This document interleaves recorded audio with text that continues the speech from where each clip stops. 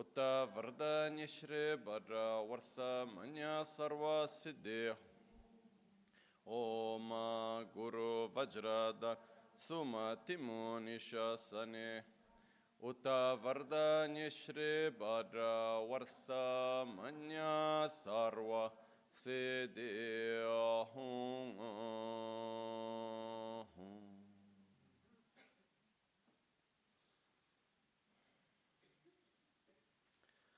Pakyuke kudan dagi olu pakyuke sundan dagi nga pakyuke tukdan dagi ye tön yerme çıktı çingi olu makyuke kudan dagi olu ma kyuke sungdan dagi nga ma kyuke tukdan dagi ye tön yerme çıktı çingi olu Om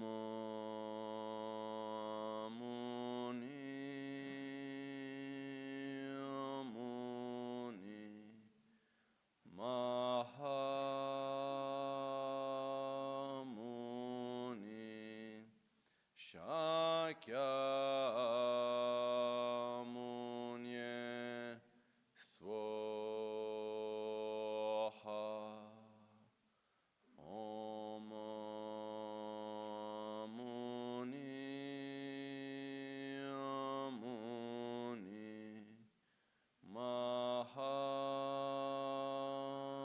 Mahamuni Shakyamunye Swaha Om Muni Muni Mahamuni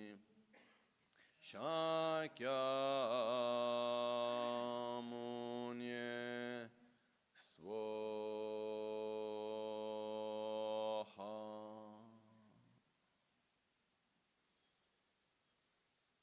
Sashipeke choshime to tamare rabalingashin nide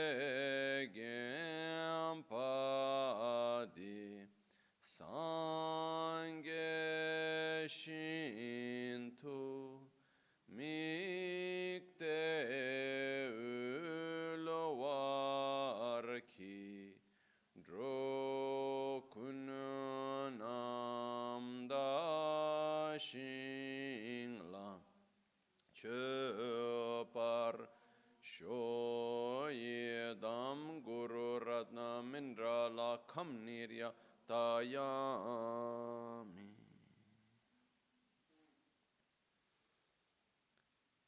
Sangye chedan tsoge chonam la chancho pardo dani kyapsu chi dagi jinso gibe sonam ki drola pinchira sangye drupar sho sangye chedan tsoge chonam la chancho pardo dani kyapsu chi dagi jinso gibe sonam ki drola pinchira sangye drupara sho sangye chodan tsoge chonam la chancho pardo dani kyapsu chi dagi jinso gibe sonam ki drola pinchira sangye drupara sho.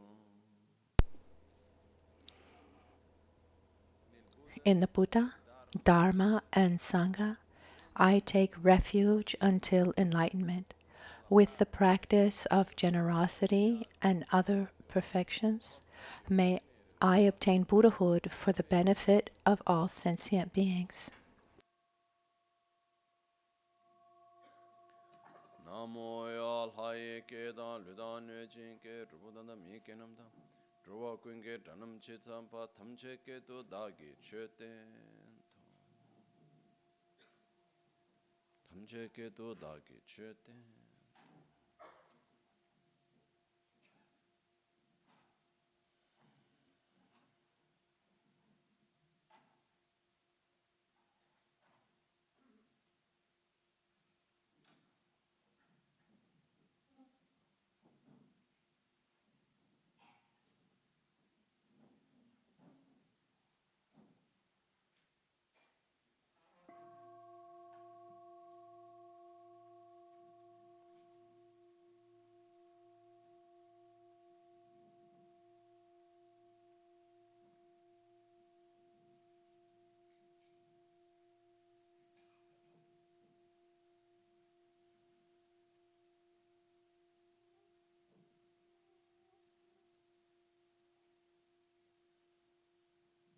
Buongiorno.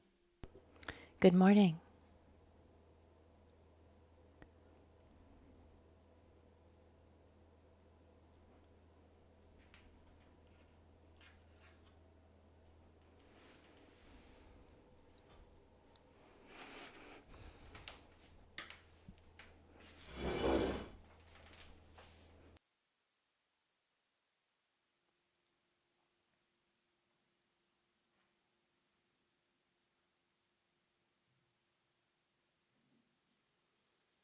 Sin da molto piccoli,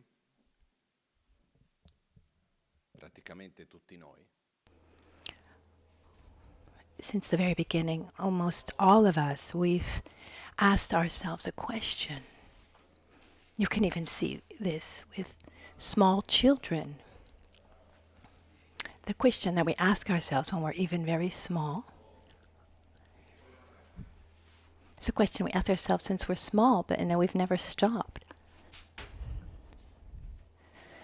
We have something inside of us. We feel this need to understand things. Somehow try to understand what's going on. But the answer that we're going to give to that why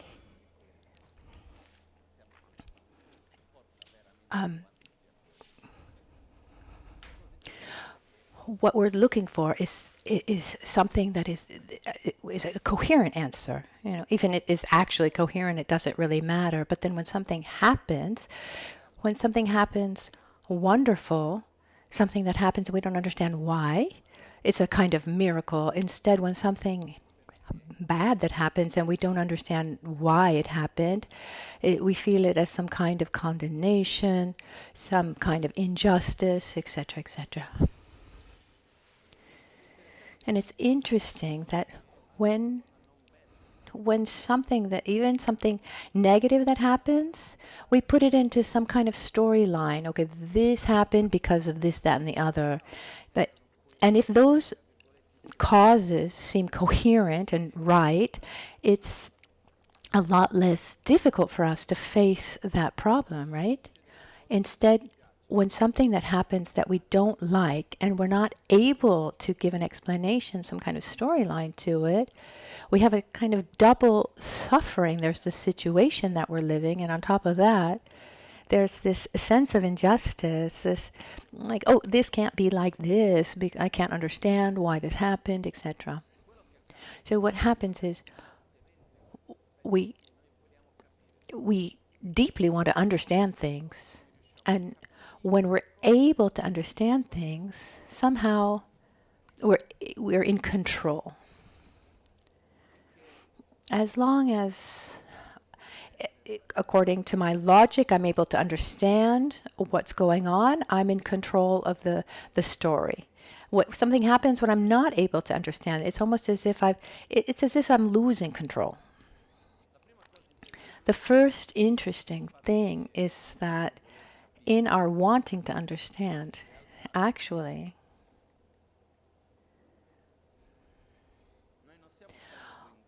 we're not really that interested in a coherent answer. We want an answer that works for us. So when we find an answer that corresponds to our feelings, to our emotions, and according to our own logic and knowledge, and it follows that logical line, then okay, that's fine. But actually, if we looked deeply, often the answers that we give ourselves are very reductive and really often wrong. In Buddhism, it's said that we have two types of ignorance. One is called the ignorance of not knowing, and the other one is the ignorance of knowing wrongly. The not knowing is simply I live something, I don't know it, I just don't know. And knowing wrong is when I'm convinced of an answer that is actually wrong. So when I'm convinced about something, but but doesn't correspond to reality. The first ignorance, knowing wrongly. The ignorance of not knowing is more diffused. It's when we're in this present moment, we're not able to see clearly what are the causes and conditions that have brought to this present moment to be. It's as if we looked at a result of an equation and we're not able to see all the numbers of that equation that bring the result. We see only the result. And at the same time, in this present moment, we're not able to see that action, the interaction in that present moment. We're not able to see what kind of future results it will bring, because the present is a constant bridge between realities. This present moment is where we experience the results of actions and decisions of the past that are manifested in this present. No one is able to live independently of one's own past. No one. Our emotions, our body, our mental state of being, are the human relationships that we have, the place where we live, etc., etc., the society in which we are, everything that we interact with comes from interactions of the past. It doesn't come from nothing, from zero. It just comes out of nothing. The present is where we live a result of the past. But at the same time, it's in the present where we create the causes for the future. This present moment is this kind of bridge between these two things, where I experience the results of what was created in the past, and where I create also my future. But as we are living this present moment, we're not able to understand and to see clearly what were the interactions, the choices, etc., that have brought this present as it is. We say, okay, why? Why? But actually, often the question is wrong. And as we live this present moment, we're not able to understand, to see what the actual results will be in the future.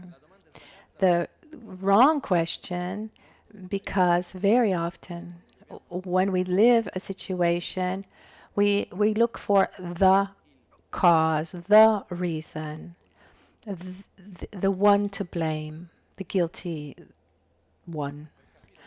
To understand this a little bit better, just imagine that each one of us here today, just think of a number. Think of a number. And together with this number, think about whether you want to add, subtract, divide, or multiply. Okay, have you? Now, we're not going to ask each person his number and mathematical function, But imagine the number and they're in your mathematical function. And let's imagine there's someone actually taking note and puts it all together. And then we have an enormous equation and a result. And let's say that the result is 56, just to give a number. So 56, but let's say that I don't like the number 56. I like 51. Who is to blame for this wrong number? Who chose the wrong number? I can point my finger at anyone. Okay, if you had chosen a different number, the result would have been different. I could point my finger to anyone, right? But if I say it's your fault, if I point the finger to you, you would say, yeah, but also the person next to me, if he had chosen a different number, the result would have been different. So what happens? No one and everyone is responsible.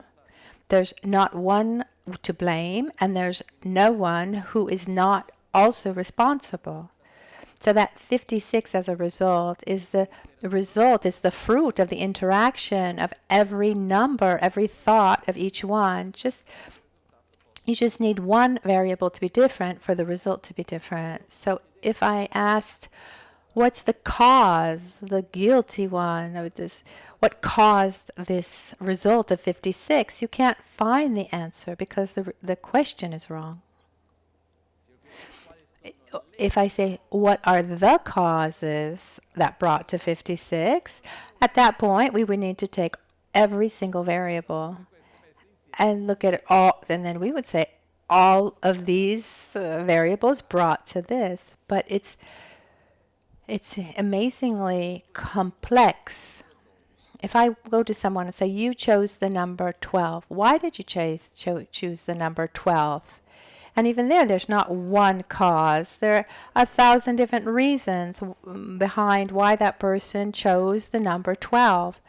So behind each one of these causes, there are many other causes. So what happens, we're never able to identify one specific reason to why this or that. It's clear that if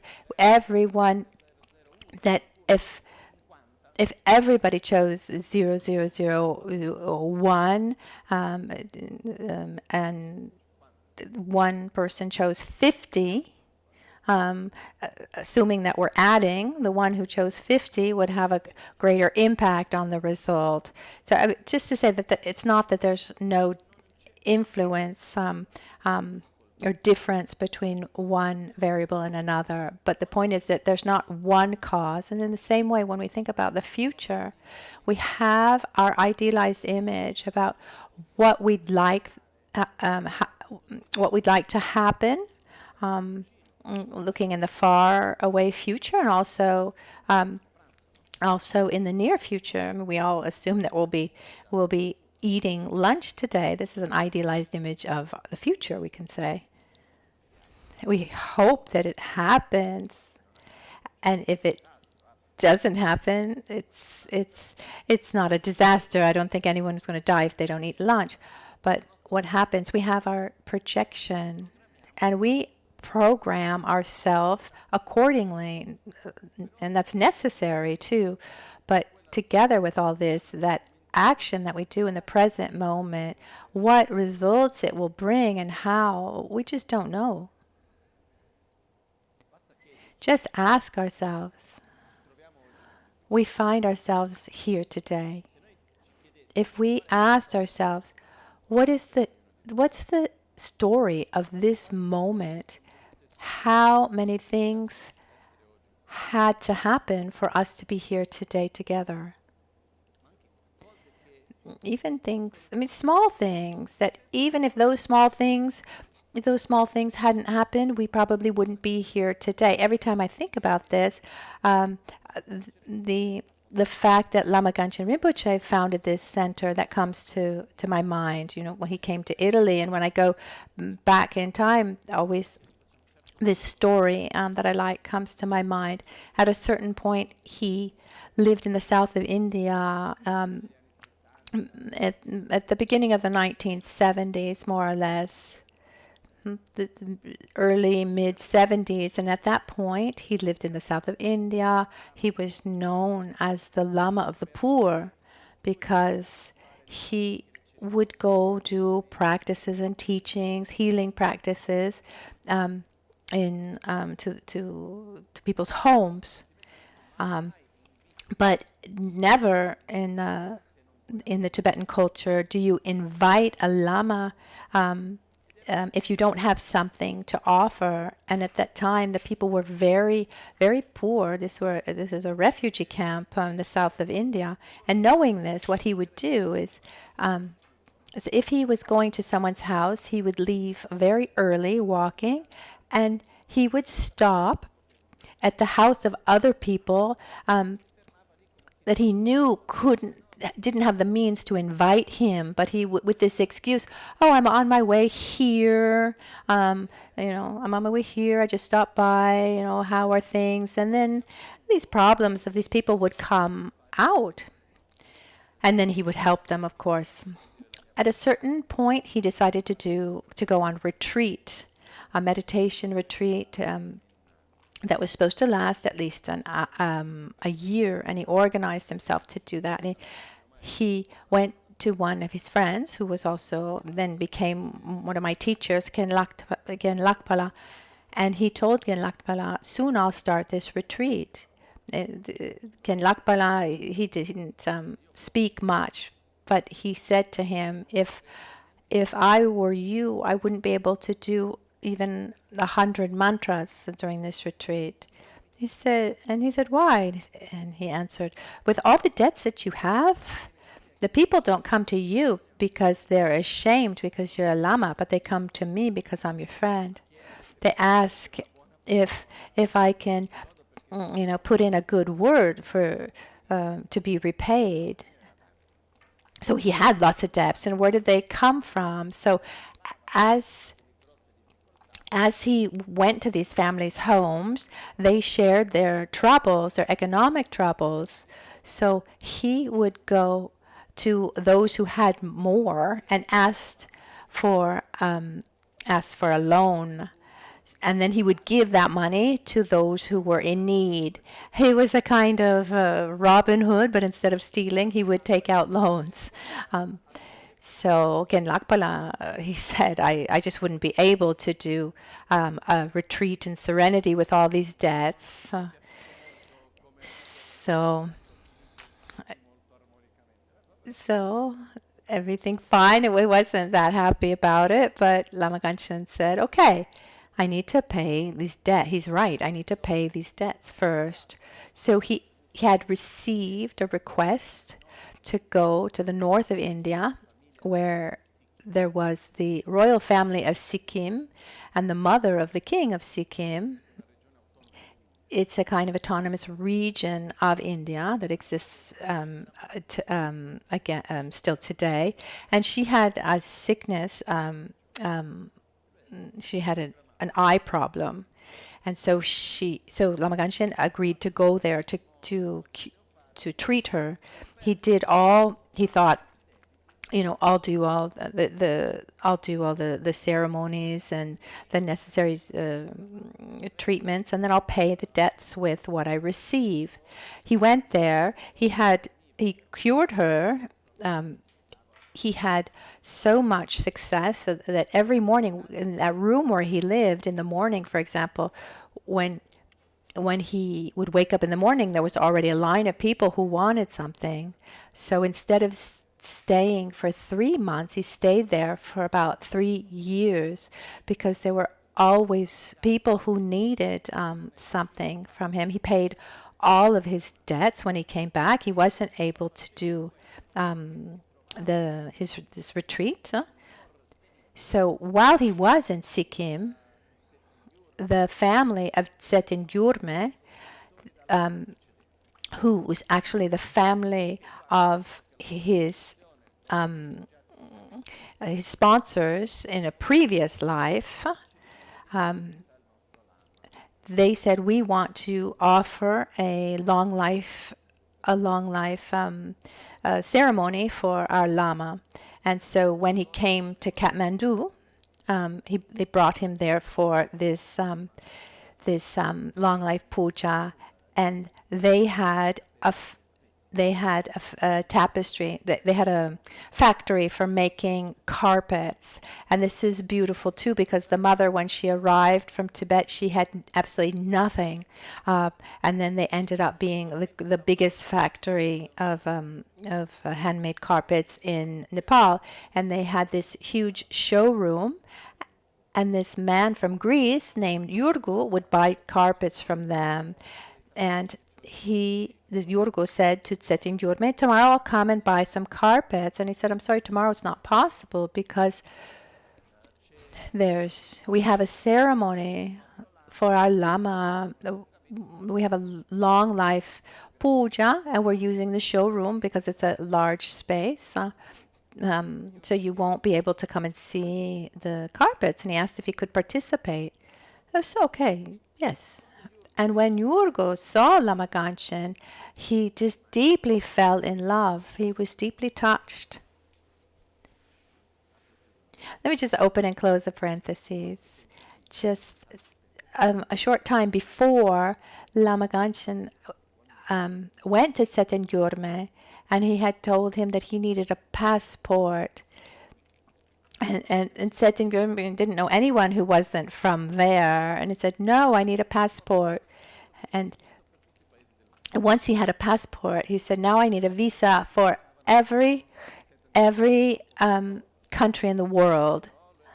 And Lama Gangchen just insisted, even though it was really expensive at the time. And then he did for the main countries of the world. We're talking about the late 70s, 79, 80. And so he had a visa for the US, for Europe, etc. So he had the passport the day before this long life puja and the meeting of Yurgu. So Yurgu, he invited him to Greece. And at first, Lama Gangchen said, no. So why would you want me to go to Greece? And then finally he said, I'll come based on one condition. If there are sick people that your doctors cannot cure, I'll come. He said, yes, and that's what happened. And one thing led to another until he met Giusy Gardeni from Bologna, who was very sick. She had a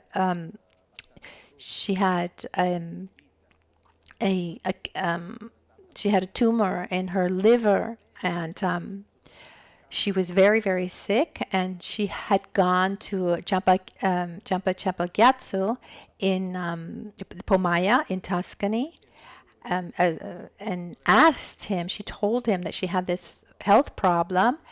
And he said, there's a Lama who's in Greece now, go to him. So Giusy Gardeni went to him, even though she had been given just a few months to live. Instead, Lama Gangchen, he gave her all sorts of healing and advice, and she lived for 25 years. And so she's the one who brought and invited Lama Gangchen to Italy. All of this just to say, I'd like to also share the story, but also I ask myself, if Gen Lakpala hadn't said what he was thinking,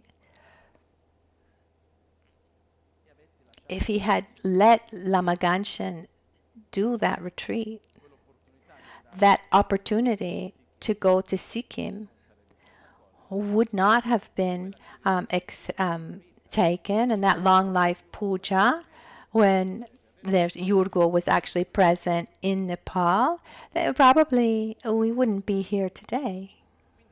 So for me, what's crazy is that in the life of every person, there are small things that bring enormous results, that make an enormous difference. But as we live them, it's a little bit like that game of connecting the dots. Let's imagine that we're we're connecting the dots and we're really just going from one point to the other, we have no idea what we are actually drawing. Because if we just go from this point to that point to that point, what will it mean? When we finish the drawing and we see it from far away, then we can see what happened. And that small choice, how that changed everything. So these are the two forms of ignorance. In the present, so we don't see the causes of the past that have brought to this present moment. In this present, we can't see what the results will be from the actions that we do in the present. And so I'm convinced that this question, why, is a question, how can I say it in a nice way?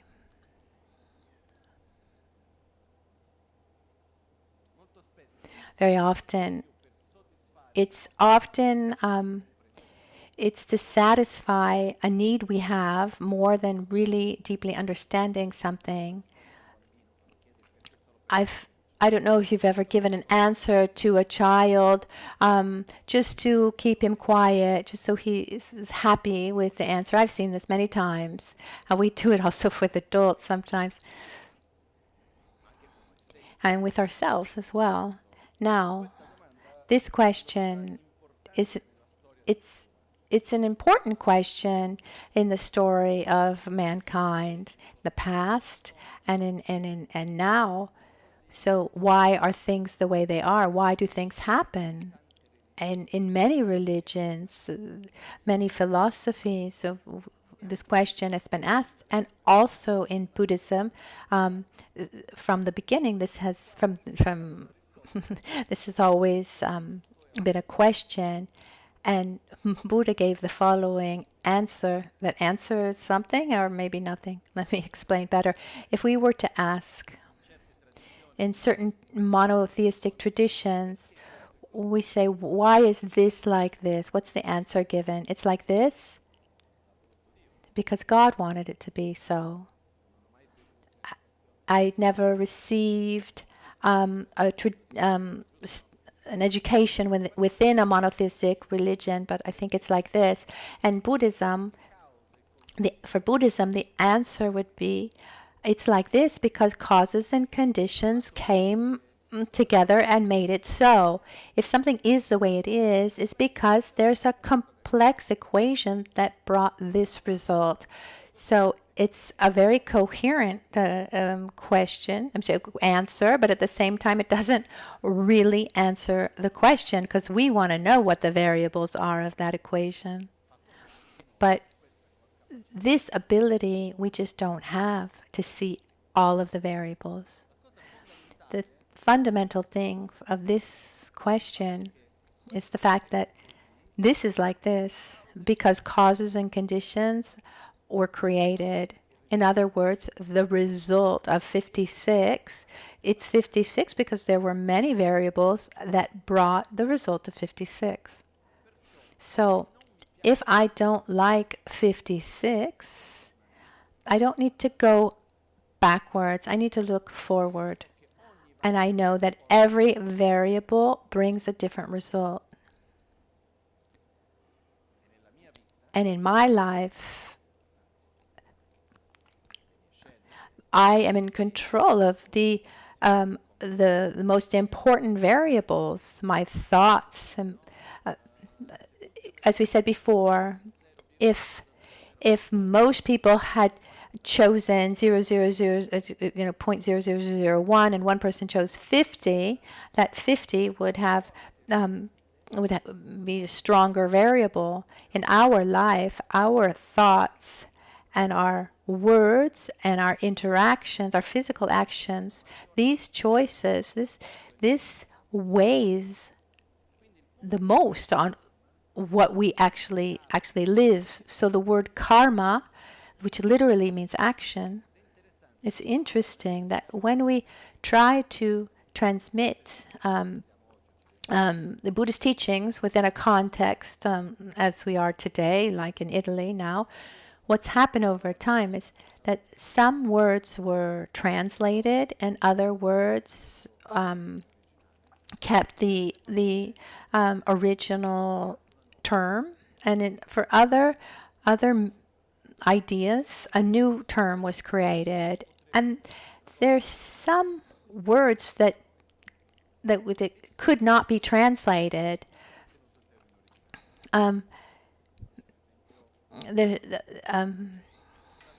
So some concepts don't exist, and so we kept we kept an original term, and then there are other ideas.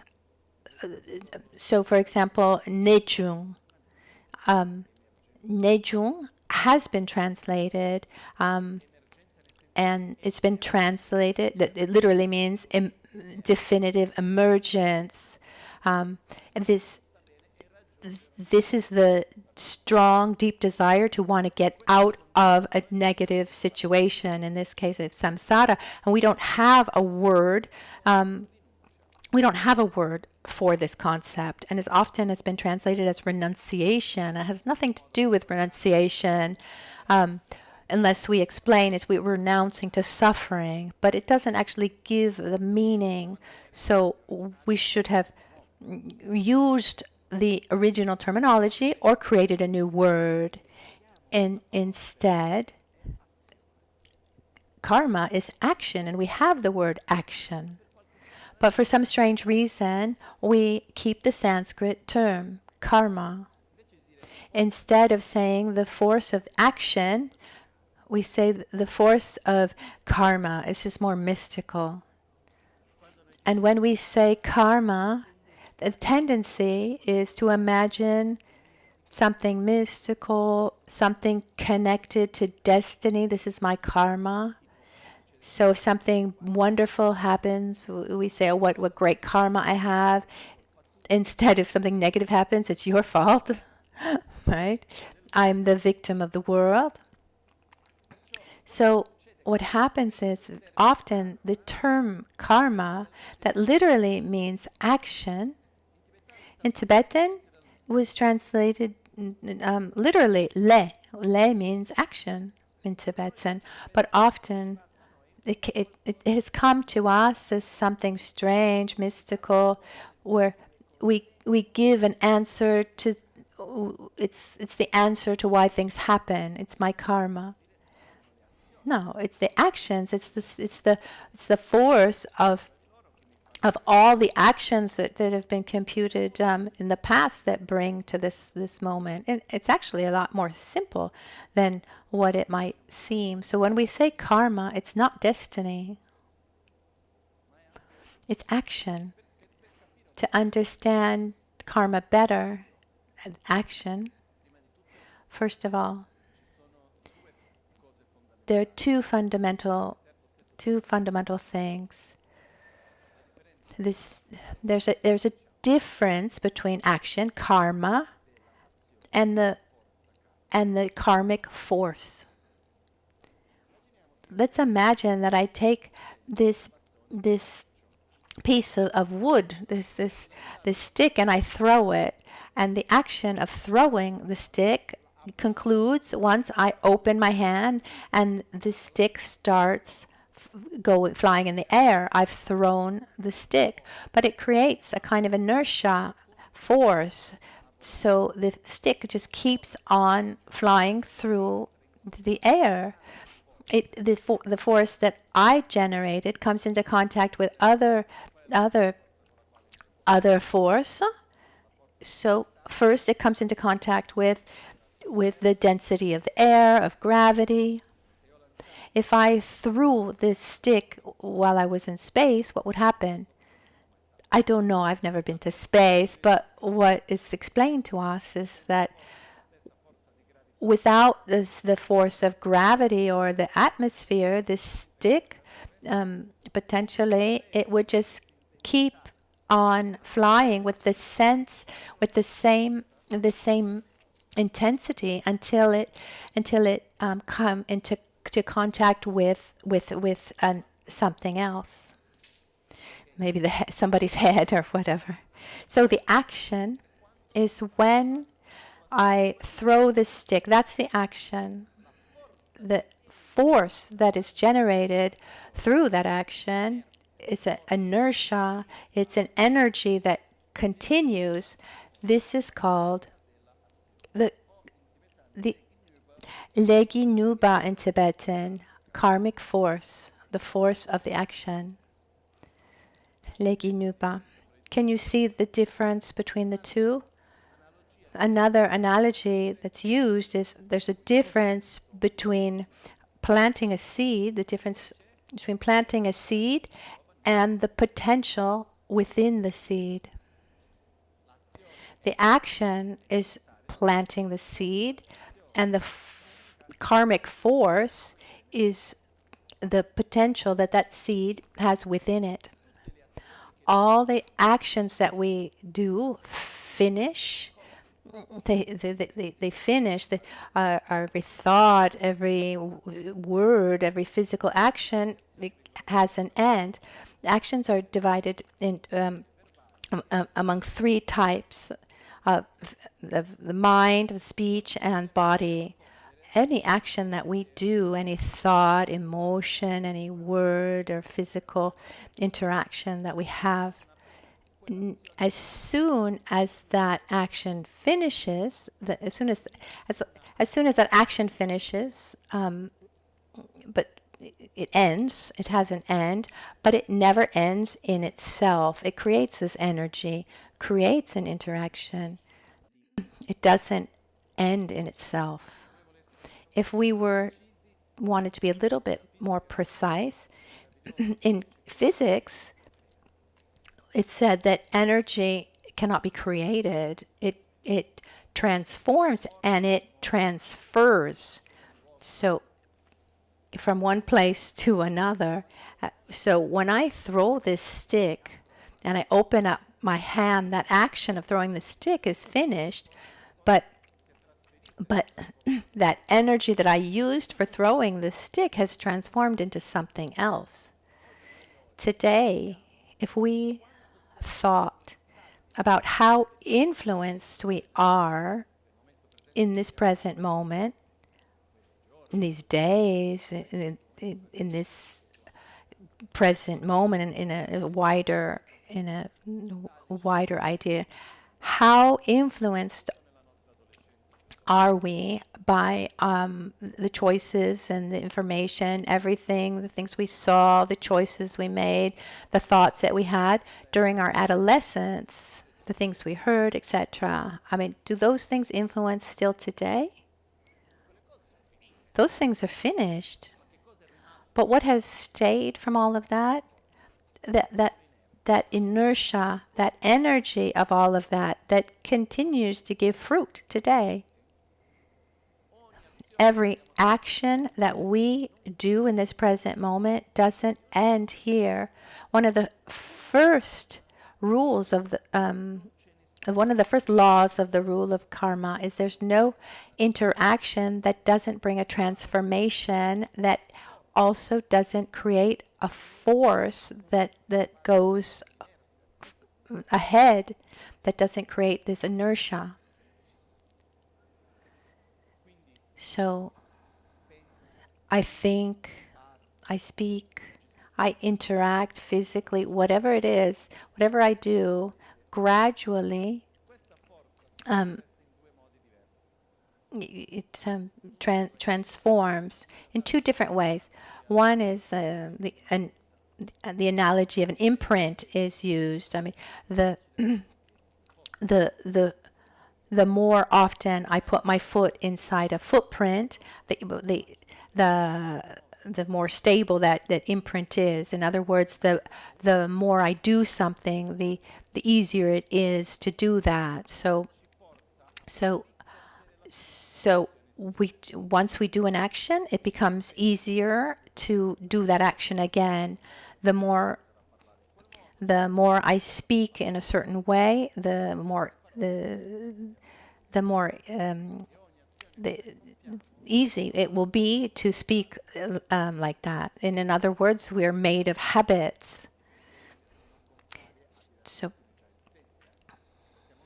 We can also act in a way that's not natural, and we go a little bit against the current, and we oppose an existing habit to create a new one. That's possible too. But one aspect of karma is that the actions that we do create habits, and these habits, the more we go ahead doing the same kind of actions, the deeper these actions are.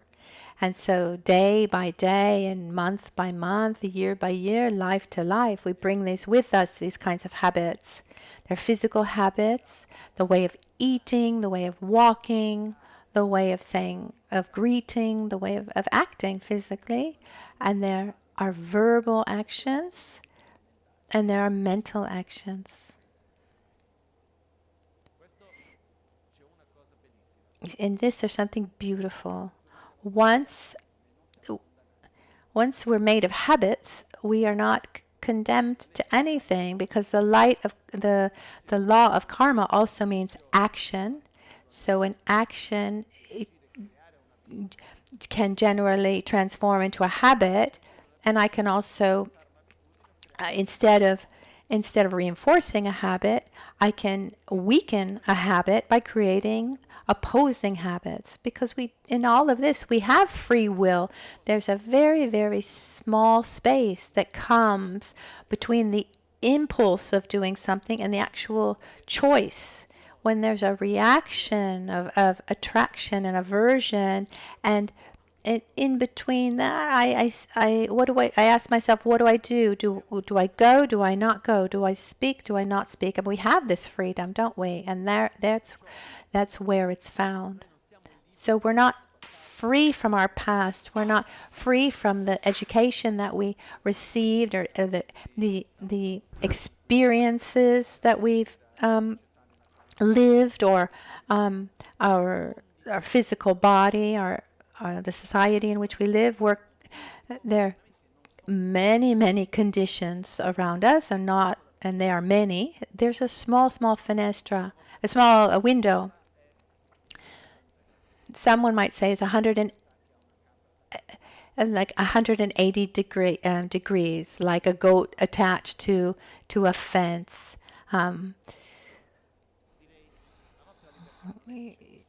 I wouldn't say that it's 180. Our freedom is maybe a half of a degree, because our freedom is in every small action, actually in our thought, where, what do I do? Do I go here or there? But we don't have the possibility to move 180 degrees, difference. The difference is, should I do this or should I do that? Should I say this or should I do that? Should I stay in bed or should I get up to meditate? They're very small things that come out where we have a choice. But in those small actions, so a half degree summed to all, to all constant actions, it's a tremendous amount of freedom. So we have the freedom, this awareness to go one way or another, to create new habits.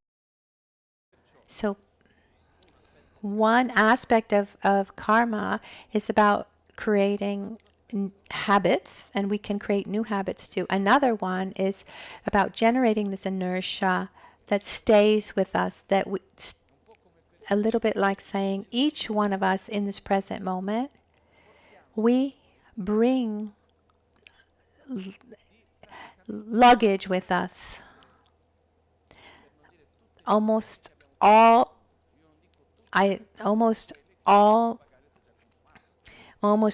actions of the past, not all actions, because some karma has been exhausted, it's been transformed into something else, like like the stick thrown in the air at a certain point. It hits maybe somebody's head, and then it transforms into something else. It falls to the ground. So every action that we do doesn't end in itself, and every experience that we live doesn't come from nothing. I mean, nothing comes from nothing. In this present moment, what we're living is the result of the choices that we've made, the habits that we have, and in this specific moment, the forces of certain actions of the past that are coming to fruition in this present moment. I don't know if this is clear. And when we talk about karma, something that's important to understand is there's a difference between cause and condition. Causes are the actions created in the past that have already generated not just a habit, but in this context, a karmic force, this inertia. Those are the causes. They're never of the present moment. They're always of the past, the causes. At the same time, in this present moment, we have the interactions of the present, and these are the conditions. A little bit like saying the seed was planted a long time ago, and then there's the sun and water that allows that seed to germinate. So the seed is the cause, and the sun and the water are the conditions. So what I'm living in this present moment is the condition. What I lived in the past, and that's maturing, that's coming to fruition in this present moment. These are the conditions, and they can be internal and external conditions. Internal conditions is our physical state of being in this present moment, added to our thoughts and our verbal and physical actions. And our external conditions are those of others with which we interact. And the external conditions are all the social conditions and also of the environment. If it's hot, if it's cold, those are external conditions. And we're extremely or strongly influenced by that as well. But what we live exists.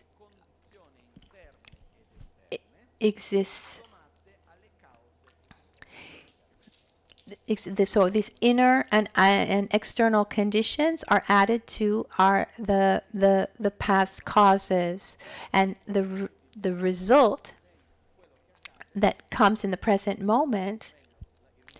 The result is what we live, both from an external point of view and also from a subjective internal point of view. So we're here all together in this moment. That's a result.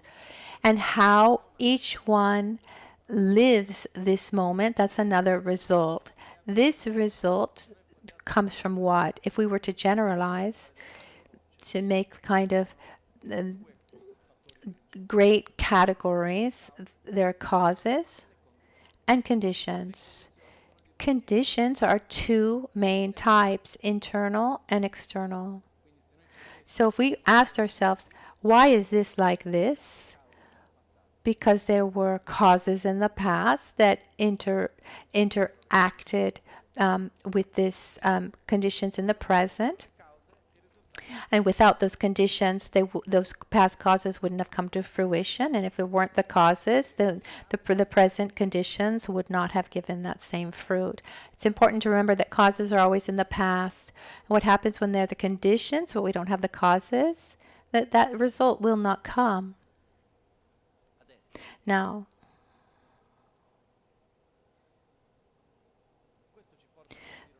this brings us to understand something a little bit like once I heard a doctor speak at a congress in Milan many years ago. He was talking about environmental sicknesses caused by pollution. And he said something that made me reflect. It's very similar to the law of karma. He said, generally speaking, if you pollute the air with car or whatever it is, that the pollution that you create today that will show up as sickness minimum 10 years later. So the effects that we live today from pollution, on if the effects on our body, these are results of pollution that was created at least 10 years prior. One of our great difficulties, it's hard for us to understand the law of karma, is that we have a tendency to see the conditions as being the causes.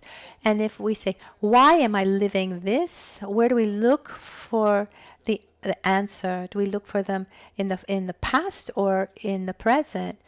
We look for the conditions more than the causes. But when the causes are very present, the conditions will come. I don't know if it's ever happened to you where you live a situation, you do everything you can to change the situation, and you get out of it, you say, oh, finally, and then you turn the corner, and then that same situation comes back, and then again and again. This one explanation is that there are inner dynamics, this karmic force that were generated that have not completely come to fruition. So as long as we don't oppose that karmic force, that result will keep on showing up. And then we'll talk later about what that means to oppose a karmic force. So when we talk about karma, it's not destiny.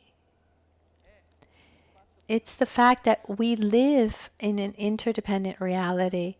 We are beings, just like everything else that exists, that exist on the very complex network of interaction. And that's this interaction comes from two parts: what we're living in this present moment, plus the effects of what has happened in the past. Why is it so important to make this distinction between cause and condition? One, to understand that when I live something, I can't blame the conditions. So this brings us to an important concept, which is I cannot experience a result that has not been created by me.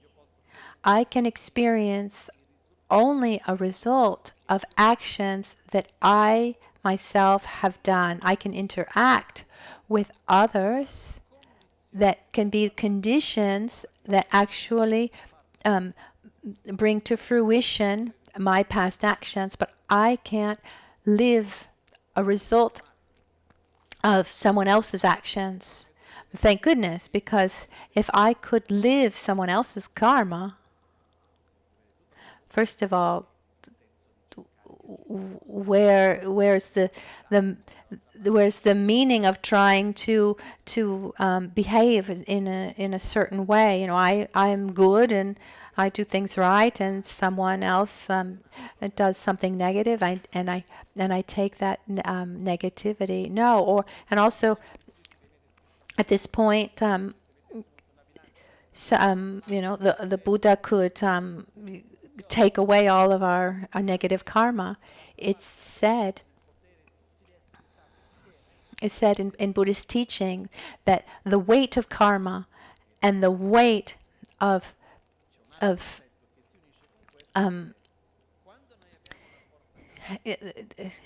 weight of karma and the weight of all the blessings of all the holy beings, it's the same. They're the same. Also, if I have something in my hand, but once I let it go, it's gonna it's going to fall down. And at that point, I need to resolve face that. I can't stop that thing that was happening. The process has already begun. And an example that's given is one of Buddha's disciples. Often, Buddha Shakyamuni is represented with two disciples at his side.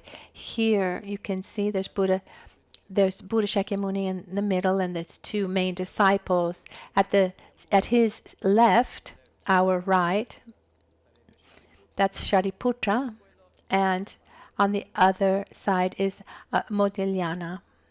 Shariputra, it's said that he was very, very intelligent, extremely intelligent, following logic, etc. And Moggallana was better with magic, illusion, and he was famous for that. One day, Moggallana was somewhere where there were a community of anti-Buddhists, and they recognized him and they beat him up.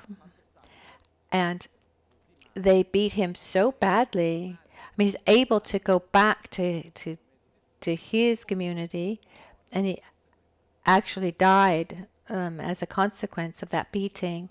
And they asked him, but why didn't you do some kind of magic? You could have disappeared. You could have flown. Why didn't you escape? And he answered, because when your karma comes, there's nothing more that you can do. When those results of past causes start manifesting, you need to face what's coming. Like a sickness, for example, you can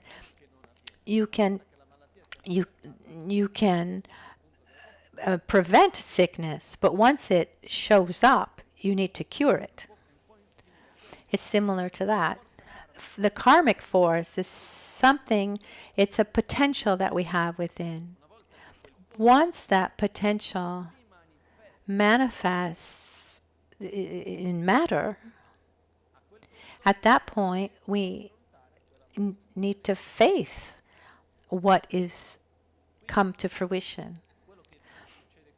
What happens here is what we live is a result of the interactions that it's the result of the actions of body, speech, and mind of the past. But often people say, what did I do to live this? I don't know, but something you did, surely. Truth is that we don't remember well what we had for lunch yesterday. I don't know if you have this kind of memory. The last Monday, what did you have for lunch? You need to think about it.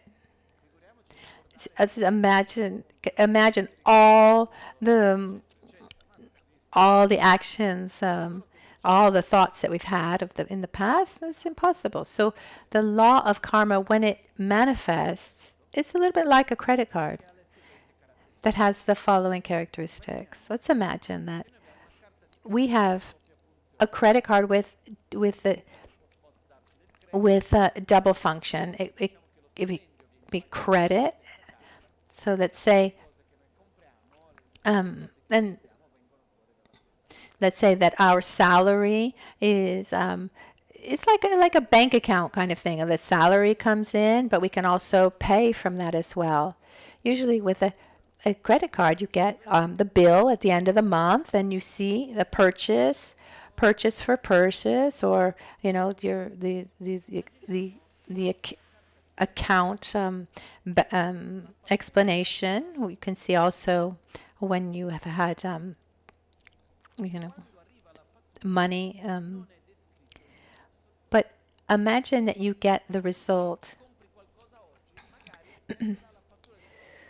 Imagine that you have this karmic credit card, and you have no idea when you're going to get the bill.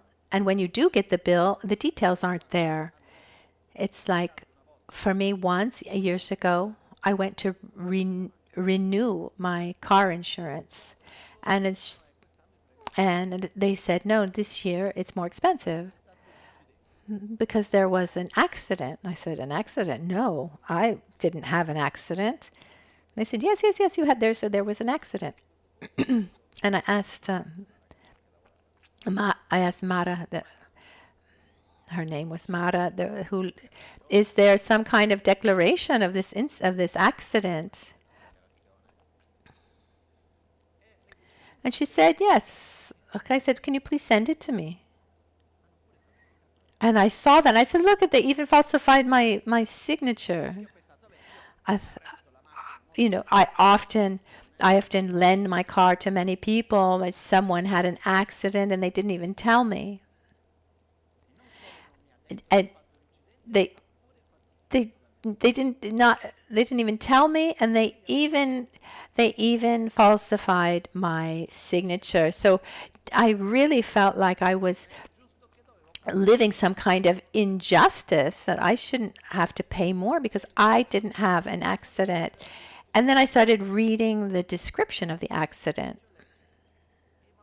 And as I read it, I remember it was a night actually, and the car was parked here between the temple and the center. At the time, we could still park there, and it was about 11 o'clock at night. And the next day, I had to leave very early for a trip. It was full of fog, and I reversed with the car, and I didn't realize that there was a car parked right next to me, and so I scratched that whole car. And so at that point, I called someone from the center, and I said, I'll give me this paper, I'll sign it. That someone's sleeping at the center, they're going to wake up and see their car all scratched. You'll have to tell them that that Lama scratched their car. But what was interesting is that once I remembered what had happened, I had no problem paying more for my insurance. When we live this present moment, we can't remember. It doesn't say you need to pay this and here's the description of what happened, what you did. No. When we live what we live, if for better or worse, the results that we have in this present moment they always correspond to what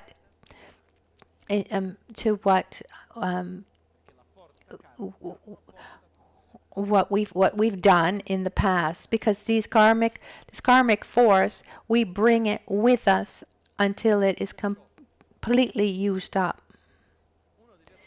One aspect is it's hard for us because when we live something beautiful, we say, oh, I'm so lucky, and luck gives us this idea that we can receive something without having created the causes, which is not true.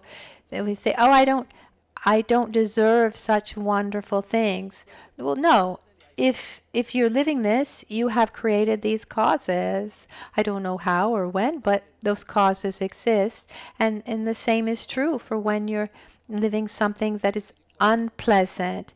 And it has nothing to do with being punished. It's simply a question of another rule of karma, is this rule of coherence. The first is there are no actions that will not sooner or later bring results. Or rather, the first is there is no result that doesn't come from a cause. The causes correspond, they're coherent with the result. And here we have three main types of action. The types of interactions are defined based on the kind of result. We experience a result through sensation, and we have pleasurable sensation, unpleasant, or neutral sensations. all the actions that bring as a result, when the results manifest as a pleasant sensation, those are called positive actions. All actions that will bring a result of suffering, those are negative actions, and those actions that will bring as a result neutral feeling, a sensation, it's a neutral action. How do we know if it's positive or negative? And I've asked myself many times, the easiest way that I've found up to today is, what are those things that the more I have, the better off I am? And what are those things that the more I have, the worse off I am? For example, let's remember, one of the first aspects of karma is that it creates familiarity, habit. So that first thermostat that we can use to discern whether an action is positive or negative is our own body. The thermometer. But first, what determines an action is mostly our motivation.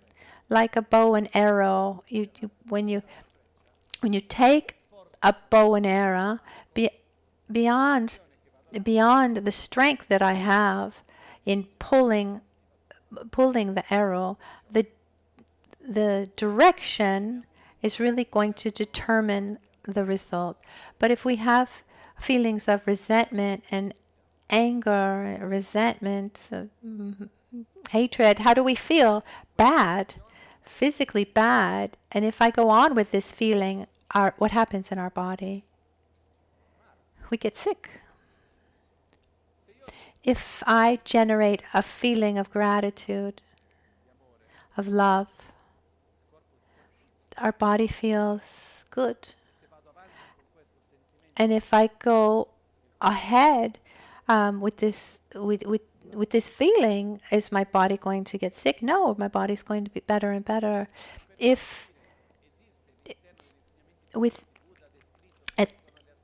So Buddha explained within his teachings what are virtuous and non-virtuous actions of body and speech and man. But first, if we just observed ourselves and we asked ourselves, what are the inner attitudes that bring well-being, and what are those inner attitudes that bring suffering, jealousy, envy, arrogance, dissatisfaction, fear, anger, anxiety, hatred, resentment. Those all bring suffering. And what about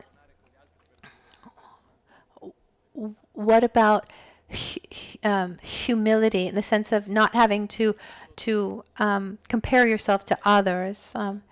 Gratitude, respect, coherence, wisdom, these all bring a state of well-being. And this is the first point to discern whether an action will bring a positive or negative result. This is the first point.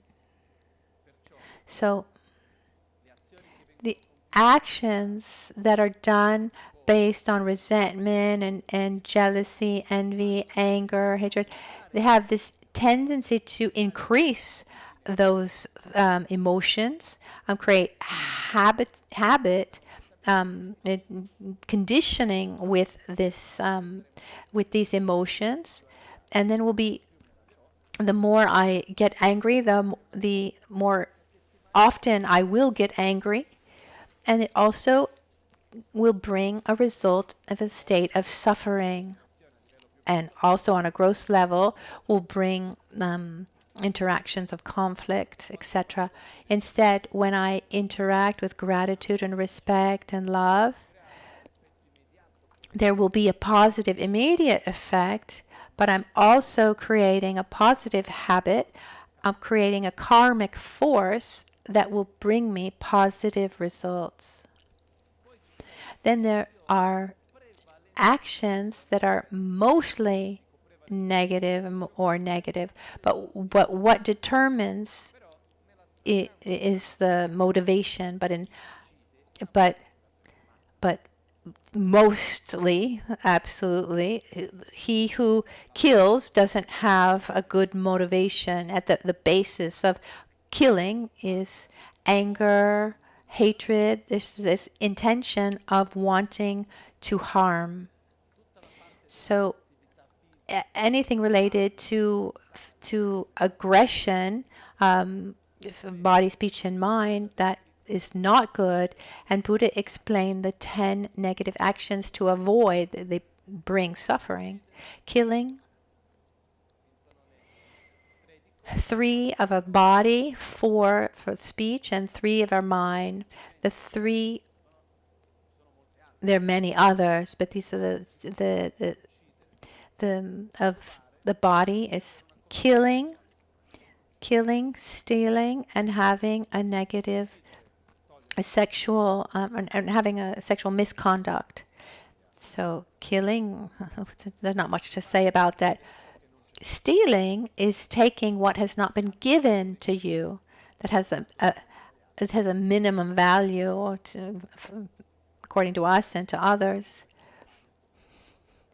When I'm breathing air, I'm taking something that was not been given to me, but it's divided. It's for all of us.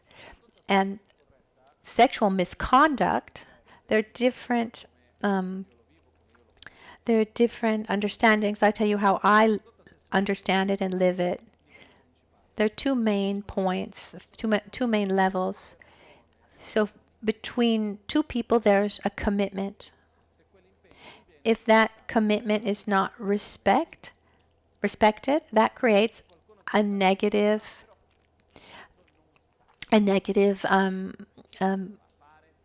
interaction. And some people say, well, the other person doesn't know or won't know. And they say, okay, well, if there's nothing wrong with it, tell that person. I mean, there are many reasons why it creates something negative. It creates distance between people.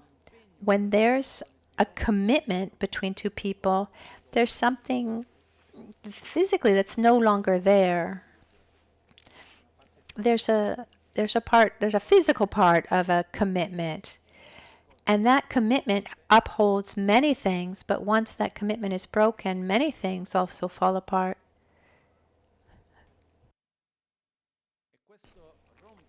So breaking this commitment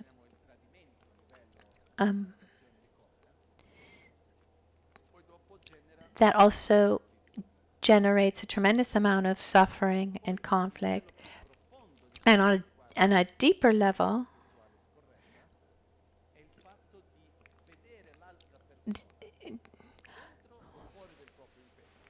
so even within a couple or outside of a couple, if you relate to that person exclusively as an object for your pleasure, and you are missing respect for you're missing respect for that person and the desires of that person, the needs of that person, that is also sexual misconduct. This is on a deeper level, and that can also lead to abuse. Without getting into more details, I think it's quite clear. So this is conduct that are bad for others and bad for ourselves. So killing, stealing, sexual misconduct. Then we have sum chama tsik jun, is to lie. Lying is bad for ourselves and bad for others.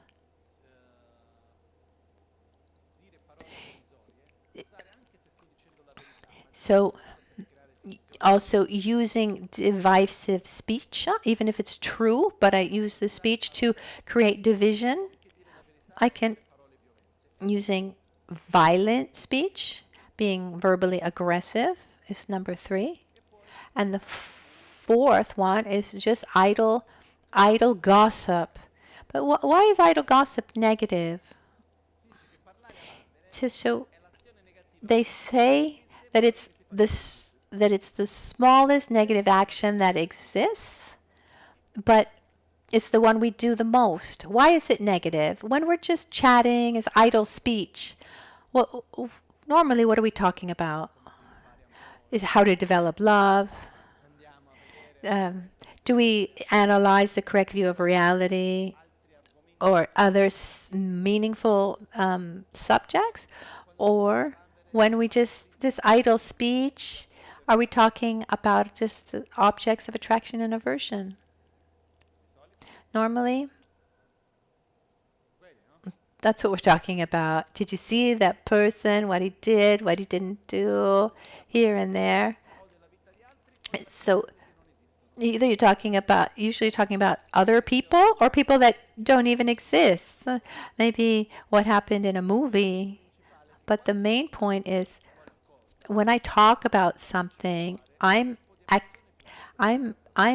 turning on an emotion within me. So if I talk about an object of aversion, what feeling am I cultivating within? Aversion, the more I criticize someone, the stronger that sense of aversion becomes. The more I criticize, the greater the sense of dissatisfaction. So idle speech is not good, because normally when we're talking, just talking to talk, just to chat, subjects that actually stimulate aspects within us that are not positive, linked to this attraction or aversion. Then we have the 3 negative actions of mind: napsam, nusam, and luchak. Napsam is when we cultivate a desire towards something that's not possible to have. When we want something that the conditions do not allow for, because there may be social rules. The more I cultivate the desire for something that I can't have, the more I will try to go beyond the rules. As we talked about before, sexual misconduct. If I see someone else and I develop desire for that person, knowing that that person already has a commitment, or I have a commitment myself,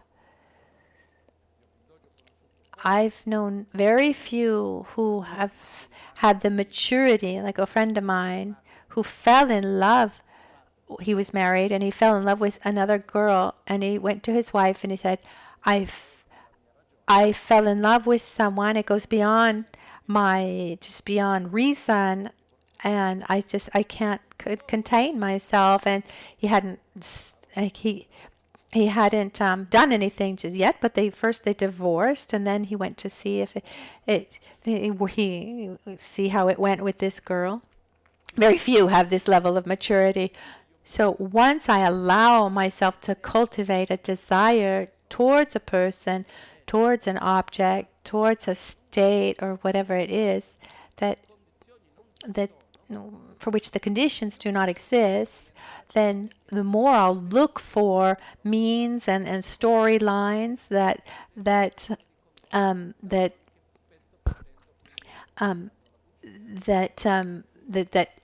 help me to reach that, even using lies or even theft. So we should not desire what we don't have the tools to have.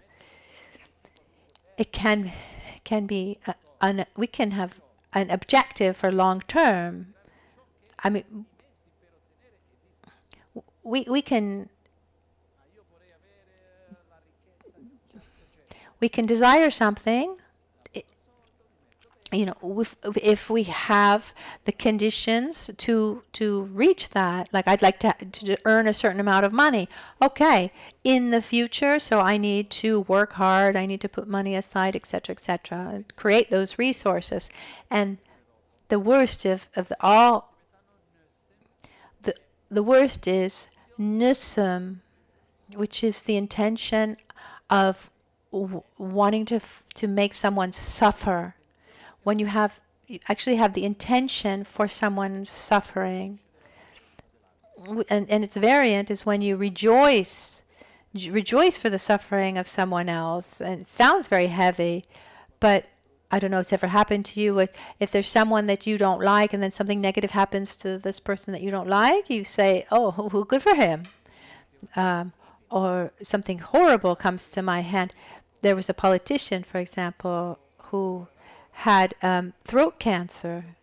And I heard more than once, commentary from people I never would have expected hearing this from them, but they would say, well, rightly so, after all the lies he told. This is a way that we are rejoicing for someone's suffering. So rejoicing for someone's suffering, this happens when there's resentment, envy, anger. We have this, so based on those negative emotions, this manifests as this desire for that person to suffer. And then there's lotak, which are erroneous visions, comprehensions of the world that are incoherent, that bring negativity. For example, if I'm absolutely convinced that I can do anything I want as long as I'm not caught, if I really believe that, this will push me to react with aggression, etc. There are worldviews that say violence is the right method to get what we need, and here there's a whole world there.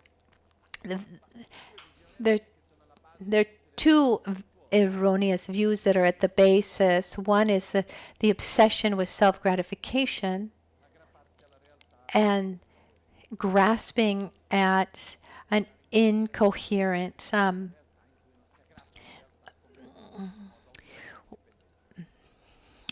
grasping at an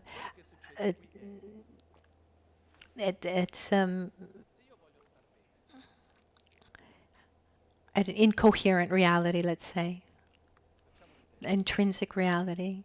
But if I want to be well, we want to be well, don't we? Is there anyone here doesn't want? We all want to be healthy. We all want to be healthy now and in the future. We all want that. But let's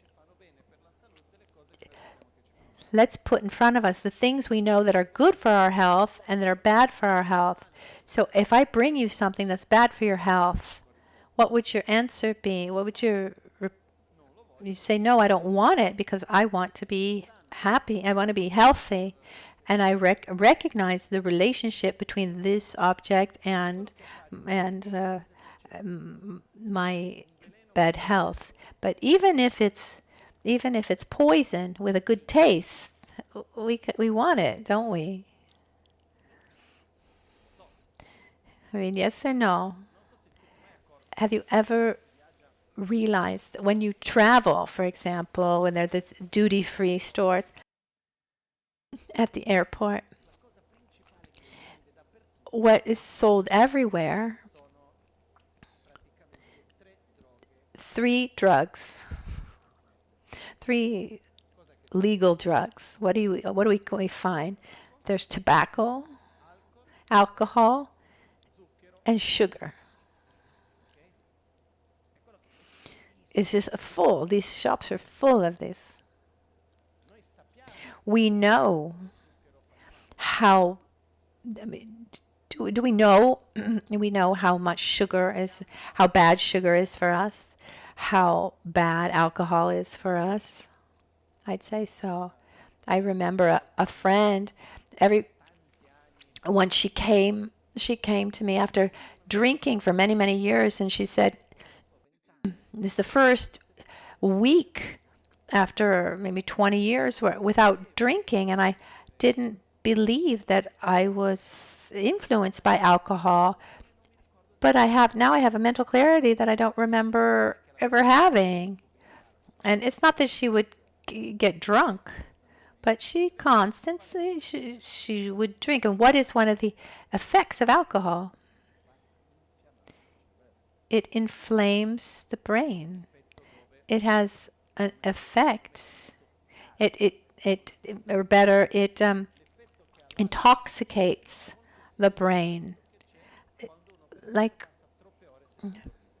and the effect of alcohol is similar to the brain that lacks sleep. Because when we sleep, we clean our brain a little bit, but it's very similar to someone who hasn't slept. You lose the clarity of mind and the control of your emotions. And even when you drink a little bit, that has the same effect, but in smaller effects. I mean, we know the effects of alcohol. Some would say, okay, a glass of wine at lunch. Nothing against it. Nothing against it. Three glasses, maybe. I'm against addictions. Tobacco, we know. But what happens? I mean, what would be the behavior that is of someone who really cares about their health? But avoid everything that's bad for your health and engage in everything that's good for your health, because we want to be well. Once I know that this behavior today will bring me a negative result tomorrow, I need to avoid it. A short time ago, I was reading an article that explained about the quantity of microplastics in our body, and they saw doing the autopsies of patients with dementia. They saw that most of them, like almost a spoonful of plastic in their brain, like a soup spoon of microplastics. So one of the reasons is this microplastic. I want to have a long life. I don't want to lose my reason. We want to have a healthy mind. We want to have a healthy mind as we get older, don't we? So don't drink anything hot in a plastic cup. Avoid plastic bottles. Avoid everything that that's in plastic. But maybe one day using it once, it won't have a big influence. But if you look at over a lifetime, that's like for those who say, I smoked for 40 years and nothing ever happened. I quit smoking and then I got a tumor. But let's remember that the results don't come simultaneously with the cause. The causes add up, and then there are the conditions. And then when those meet, then we have a result. This friend, one day, she came here to Albagnano, and she took 2 weeks vacation. Someone who's used to working very, very hard, very she's always working, and So she worked like this for 14 years without ever taking a vacation where she completely unplugged. And this time she came here for 2 weeks. She completely unplugged, no cell phone, no computer.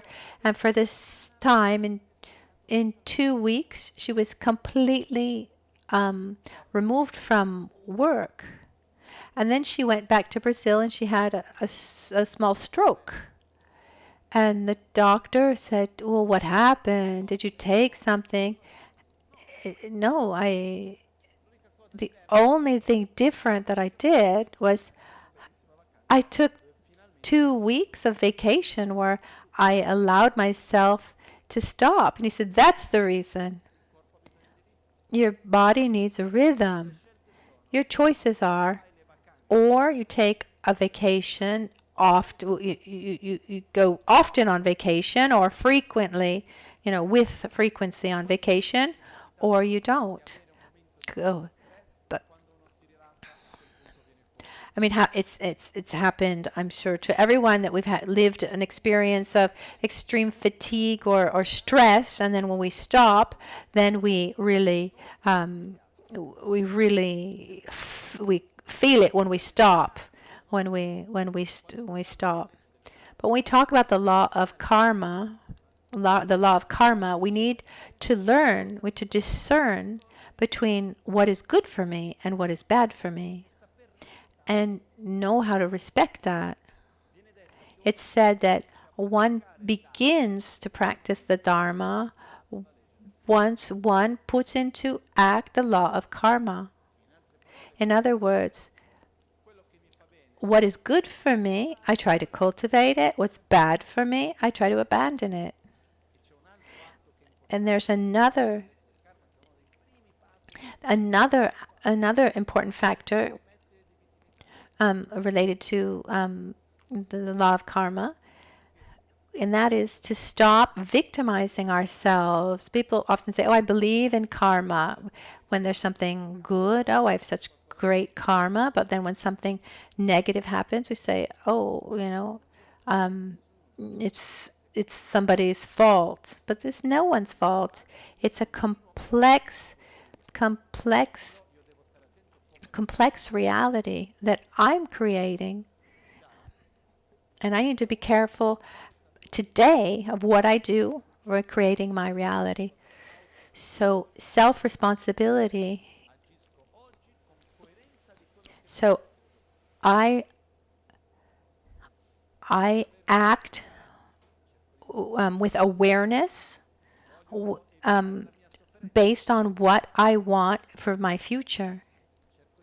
So if I don't want to suffer, then I try to avoid all the actions that bring the suffering. And these actions that are based on these negative defilements that we've already listed, anger, resentment, etc. And all those that bring a state of well-being, they're based on feelings of gratitude and respect and satisfaction, compassion, etc. So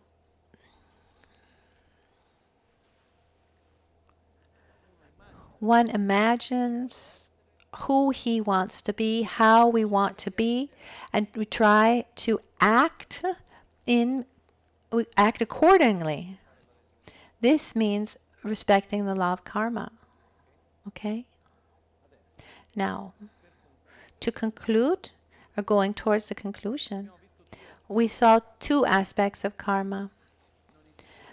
There are no results without having created the causes. It's individual. Yes, we do have this concept of collective karma, maybe doing all the same things together, or something we do something similar. We do something similar, but separately, and then we come together, and then we are living this collective karma. But remember that if at a certain point I'm next to someone who's living a difficult time, and if I suffer, like you took your car, and your car, you have an accident. I was in the car with you. It's I mean, who has the karma of being in a car crash? Both of you. It's not that. Otherwise, it's kind of like a joke. As a child, I would say, the husband that goes to the wife and says, "Mhm, whatever, just you've always been close to me." Yes. We lived through the Second World War together. We had to escape together, and then we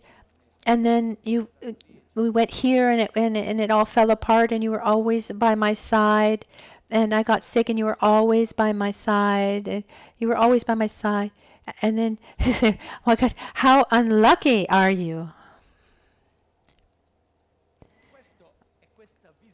I mean, that's this view that, or how much bad luck do you bring me? Like, as if we are taking someone's bad luck, taking someone's karma. No, this doesn't exist. That's not what exists. Is each one has accumulated his own actions over time, and then what you are living when we're together becomes a condition for me. And what I'm living it becomes a condition for you. But we can't take someone else's karma. I've heard this too many times. Oh, I took someone's karma. If you're more than a Buddha, I don't know, but it's not. It just doesn't exist. That's collective karma. Is different. Collective karma is we're doing something similar together, and then we live a result together, or we've created causes in separate contexts, but we come together and we have a similar result. So there's no result without having created the cause. There's a correspondence between cause and a result. I mean, you can't plant seeds for an orange tree and then cultivate and then pick tomatoes. I mean, I can't plant tons of chili pepper seeds together with blueberry plants and have spicy blueberries. No. So all the negative actions don't take to positive actions don't take away negative actions. It's not a kind of sum. This idea of getting to the end of one's life and weighing, let's see if I've done more positive or more negative. No, we take everything with us, everything that has not yet come to fruition. The third rule is all actions, all the causes, if they are not stopped, sooner or later they will manifest their result. Like the seed of certain plants, like a lotus seed. Have you heard that it can stay up to 2,000 years without germinating if it doesn't find the perfect conditions? So these actions stay there until the perfect conditions, they're met with perfect conditions for the karma to come to fruition, or we can block it as well. And then the next one is that the karmic force has a tendency to grow. So that karmic force can become a habit, and then I do that again and again, and it can increase. Remember, our actions create habit. It's something that continues, and if you don't stop it, that the results of that action, the weight of that karmic force grows. So there's no result without having created the causes. Number one, the causes are coherent with the results are coherent with the causes. All the causes, if they're not stopped, sooner or later will bring a result. And number four, the causes that are not stopped have a tendency to increase, to grow. Now, there's a fundamental point here. How can we oppose an action that has already been generated, something we've already done? And there's some fundamental characteristics here. It's said that when an action is done, if that action is hidden, its tendency is to grow. When we have a habit and we do something and we hide it from ourselves and hide it from others and basically from ourselves, it has a tendency to grow. When we open and we openly admit it, the tendency is for it to weaken. So it's said that we shouldn't talk about the positive things, but the negative ones we should admit, because when we do something good, when we talk about it, instead of just rejoicing for what we've done, it can be an act to nourish our own ego, and then one wants to repeat that action because one had that initial positive motivation. But we do something because not because we don't want to do. So, for example, these days maybe someone puts a post on social media because they're just full of love and it's something really beautiful, but then received so many likes, and so now the next time one wants to post something, it's not for that pure intention of sharing loving thoughts, but to receive the likes. So we shouldn't brag. Negative actions that are hidden instead, they have a tendency to be justified and to be repeated. So we all make mistakes. It's normal. But in front of the errors we should just say, I've made a mistake. I don't want to repeat this. So when we admit openly that something didn't go well, or when one regrets for having done something, that's one actually stops that karmic force a little bit. So I do something and I look back and say, I shouldn't have done that. Then naturally I'm blocking that strength of growth. Just for example, if I tell the truth and then I say, oh, I shouldn't have told the truth, then I'm blocking the strength of that action, of that habit. And instead, if I rejoice for it, then it becomes stronger. So when I regret, that action becomes weaker. That karmic force that was generated weakens. So one rule is, when I rejoice, it increases the strength. If I regret, it diminishes the strength. So what happens is, if I recognize that I've done something that's not correct, the ideal thing is to openly admit what's happened, what I've done, without feeling without feeling guilty, but just guided by my ignorance or whatever it is. I mistakenly I did this thing and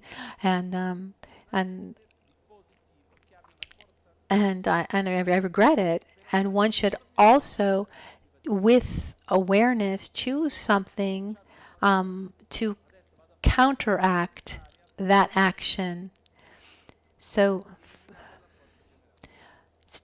to eliminate the force that was generated in the past. And these are purification practices. And it's not by suffering that we purify. It's we're not going to like self-flagellate, to suffer, to purify. Purification practices are based on generating on an intention that was opposite of the mind that created that negative action. So love, if it was hatred, so regret it, and then take the commitment to not repeat it, and then actually do something positive that opposes that negative force that was created. And this is the process of purification, and it's important to do this with a certain amount of frequency, because in our daily life, when we allow ourselves to say, okay, I did this and it went well, I rejoice, I go ahead. I did this, it didn't, I was wrong, I don't want to repeat it. Daily we should be looking at this. And Buddha said daily we should review the things that we did so that we can try not to repeat them in the future. Also look at the things we did that went well so that we should keep on doing those things. And a last important aspect when we do an action,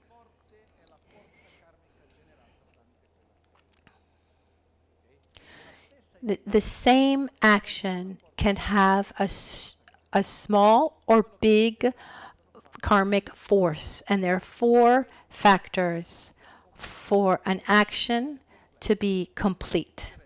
One needs to, you need to begin the action.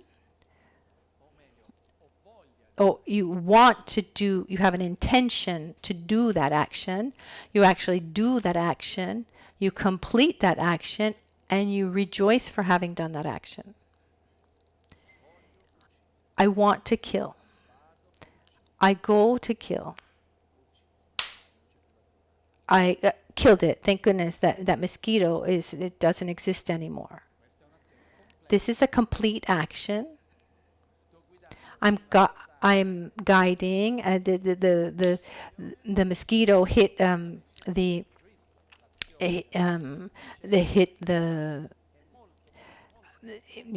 hit the windshield of the car. It was an accident. I didn't intend to do it. I'm sorry that it happened. It's the same. The result is the same, that we've killed a mosquito, but the karmic force is much different. Imagine, for example, that we're in a kitchen on the 10th floor, and we're teaching children how to make chocolate cake.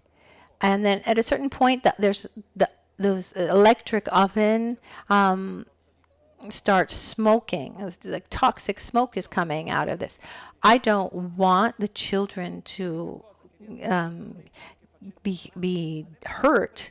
So I take the oven, even though it's hot, and I throw it out the window. So my intention is I want to save the children. I do something to save the children. I save the children. Thank goodness I've saved the children. Is that positive or negative? It's positive. It's based on the feeling of compassion, of avoiding suffering. But actually, the oven landed on somebody's head that was walking by, and that, let's say that person was hurt, actually died. So did I want to kill someone? No. Did I do something to kill someone? But did I kill someone? Yes. Do I rejoice for it? No. I have a certain responsibility, don't I? But that karmic force that generated from that action is much, much, much, much, much, much, much less than compared to if there had been the intention and the rejoicing for doing that action. So we need to be careful that when we realize that we're doing something stupid, at least don't rejoice for it. Recognizing that it's stupid, before finishing is good. Sometimes we say, "Well, I've already started. Let me finish." Instead, no, because if I stop before, then I haven't completed the action, and that makes an enormous difference. On the other side, for positive things, it's a little bit more difficult. I want to help someone taken taken from a strong feeling of compassion. I do something to help someone, I help that person, but then that person, instead of being grateful, is rude to me, and so I don't rejoice for having done that action. No. For an action to be complete, we need intention, the action itself, we need to complete the action, and we need to rejoice for having done that action, saying we did the right thing. This is what determines the completeness of an action.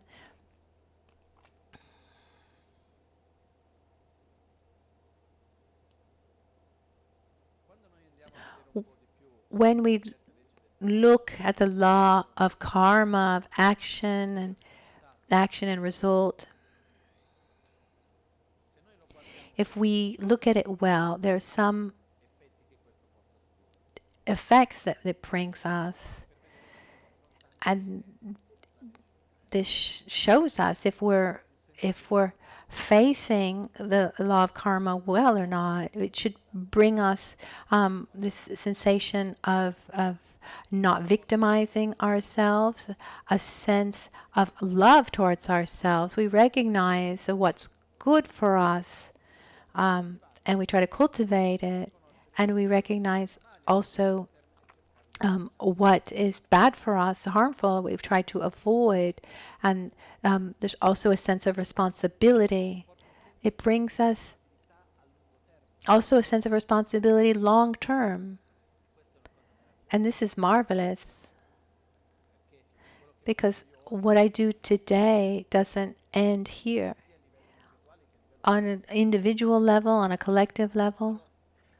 So it opens us up to a sense of responsibility for the future, and brings us a view of what we want to become, what we want to reach. One of the most positive aspects of understanding and following well the law of karma is a sense of freedom. Why? Because once I am not a victim of anyone, and what I live is a result of this complex equation, and I am continuously adding to this equation with every action of body, speech, and mind, then I'm going to be very, very careful. There we can see it's possible to get out of certain dynamics. It's possible to get out of some dynamics. It's possible to get out of samsara.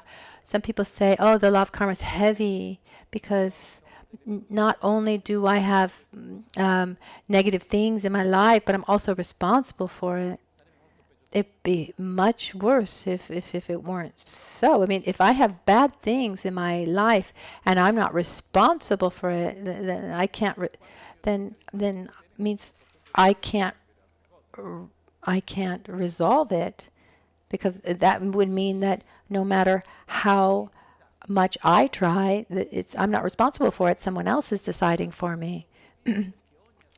Everyone's responsible for what they do, because every entity is responsible. A company, a center.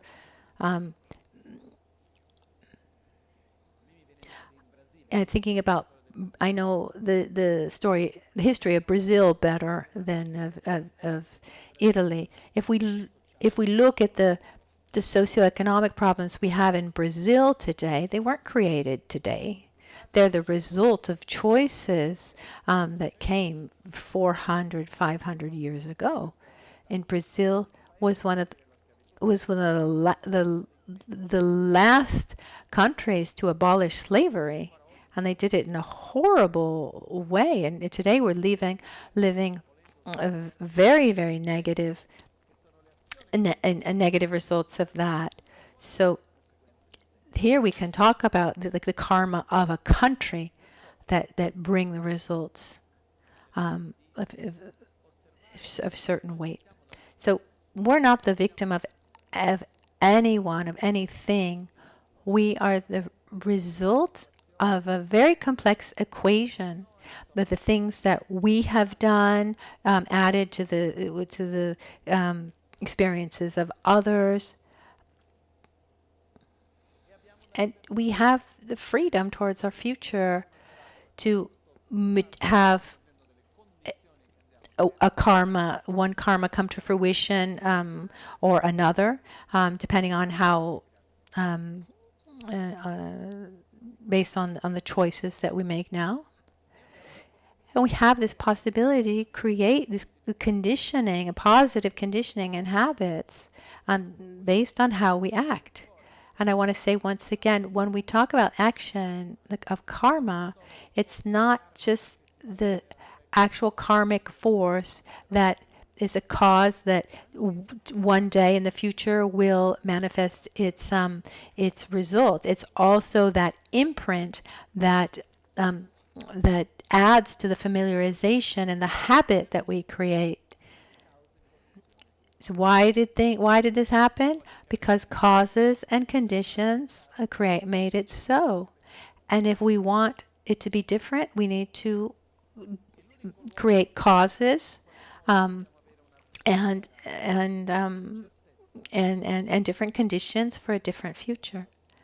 Our awareness of the present moment and our motivation is,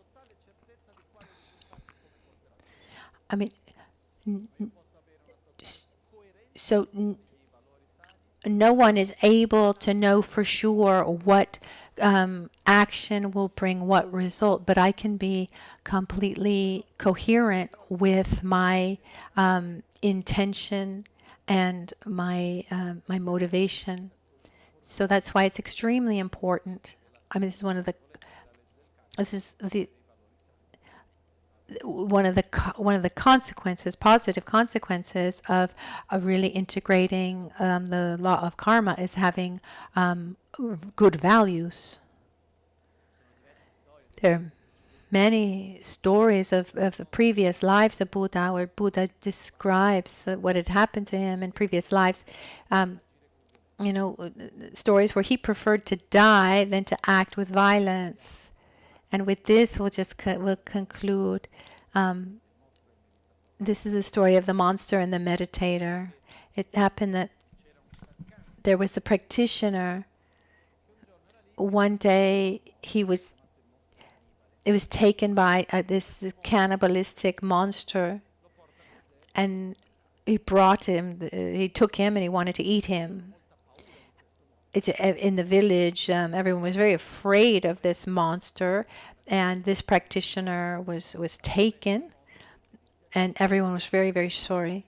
And the monster took him, and he starts making a fire to cook him. And the meditator says, "I'm sorry, monster, you caught me. I'm going to give you my life. You can eat me, but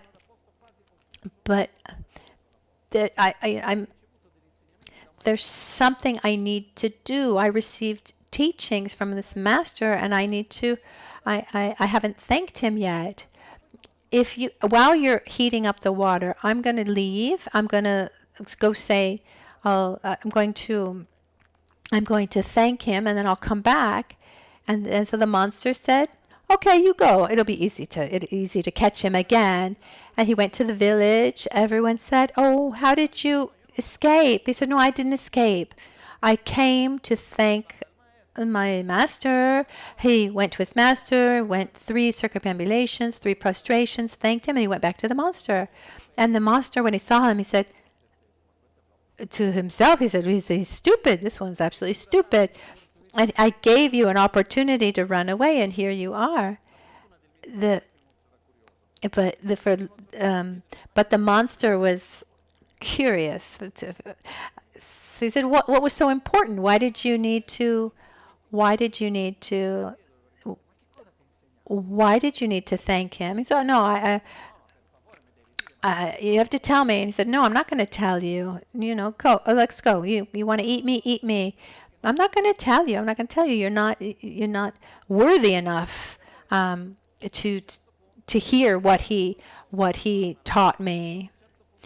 And then finally, the monster said, "Well, what do I need? What do I need for you to tell me what he told you?" He said, "Well, if you take a deep commitment to not act with violence towards others, then I take the commitment on the part of the village to feed you, to feed you." And so basically, he takes this commitment. The monster takes this commitment, and he became basically the protector of the village. And it reminds me of the story of Saint Francis and the wolf, and became the protector, protector of the village. So what's important about this story is that when the monster asked him, "Why did you come back?" he said, "Because I've never gone against my word for life to lifetime." And here's an example. We say, I have values, the value of the truth. So happens, what may, not going to go against my commitments and my. This is a very, very good example of the awareness of the law of karma.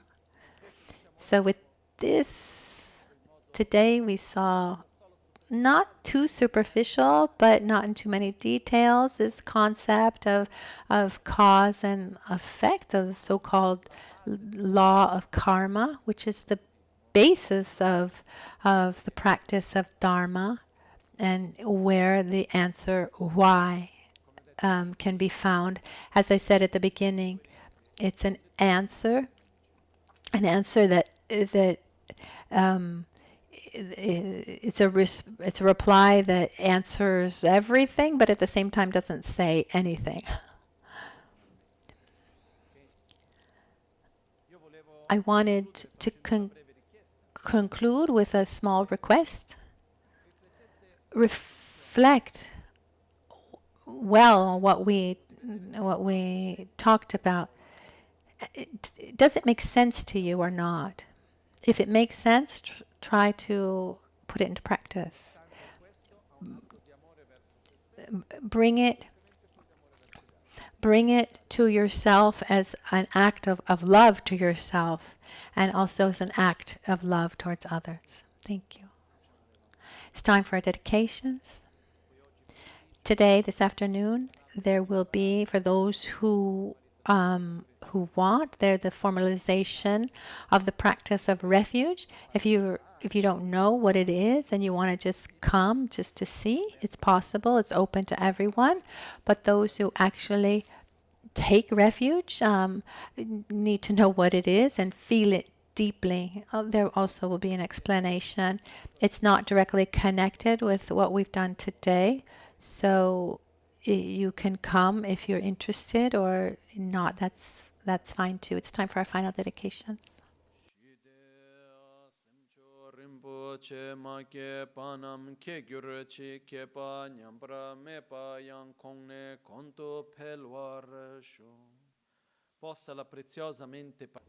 May the peaceful mind that has not yet been born arise and grow. the one that has already been born continue and grow evermore. Drowe munsel taktu ne gyuruchi nimo dele tsendele nime kuyan delek shin ninsen taktu delek pe koncho sumki chingi lobo koncho sumki ngodrubutsol koncho sumki trashi shun. At dawn or at dusk, at night or midday, may the three jewels grant us their blessings. May they help us to achieve all realizations and sprinkle the path of our lives with various signs of auspiciousness. Thank you, everyone. Have a good lunch.